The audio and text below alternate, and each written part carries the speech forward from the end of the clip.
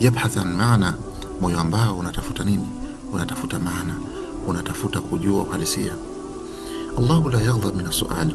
Nafahamu kuwa Allah subhanahu wa ta'ala hakasiriki pindi anapoulizwa na mja, anapoulizwa au anapoombwa, la bali anapenda zaidi, kwa sababu binadamu pekee ndio mara nyingi akiombwa anachukia, lakini Allah in tarakta su'alahu yaghdab, ukiacha kumuuliza kumuomba basi anakasirika.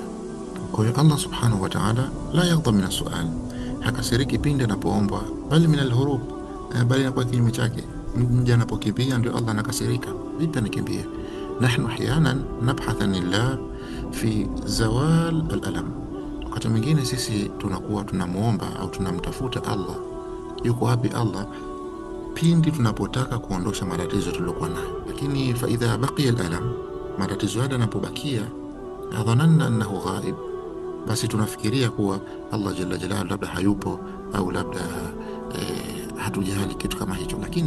Lakini alhaqiqa, lakini uhakika wa mambo, Allah subhanahu wa ta'ala anakuwepo hadiran, anakuwepo daima abadan, yani birafa albala, katika kuondosha matatizo, bal ahyanan bi'ata'ik alqudra ala alihtimal.